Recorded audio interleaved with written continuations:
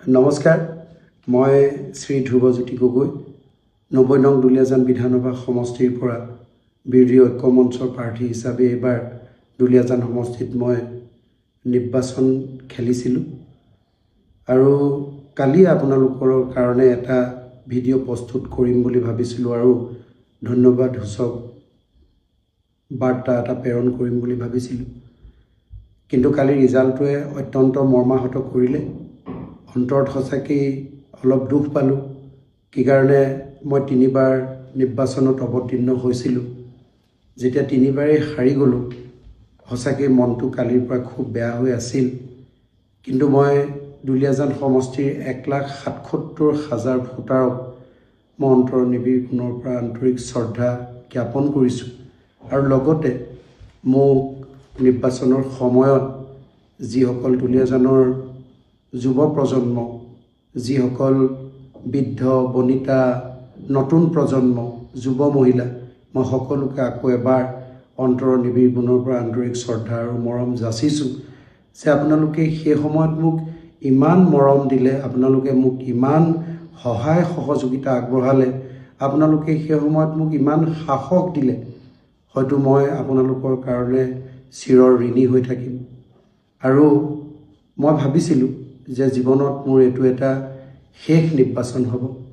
কিন্তু কালি ৰাতিৰ পৰা মোক ইমান দুলীয়াজান সমষ্টিৰ মানুহে ফোন কৰিছে, মোক ইমান মৰম যাচিছে, ইমান মোক তেখেতলোকৰ উৎসাহমূলক কথা শুনি সঁচাকৈ মই তেখেতলোকৰ কাৰণে যে কিবা কৰি দিব পৰা নাই, সঁচাকৈ মই খুব দুখ অনুভৱ কৰিছোঁ।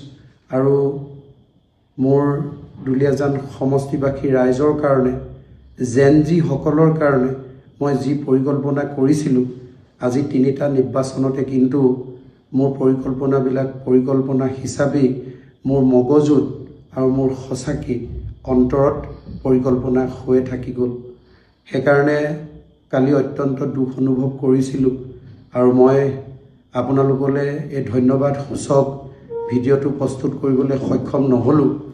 কিন্তু কালিৰ পৰা হাজাৰজনে যেতিয়া মোক ফোন কৰি মোক উৎসাহিত কৰিছে, হাজাৰজনে যেতিয়া মোক কৈছে যে তোমাক ধ্ৰুৱ দুলীয়াজান সমষ্টিবাসী ৰাইজ তাৰমানে 61,000 তোমাক মৰম কৰিছে, তোমাৰ পক্ষত থিয় দিছে, তোমাৰ প্ৰতি সেই বিশ্বাস আছে, সেইকাৰণে তোমাক ভোট প্ৰদান কৰিছে।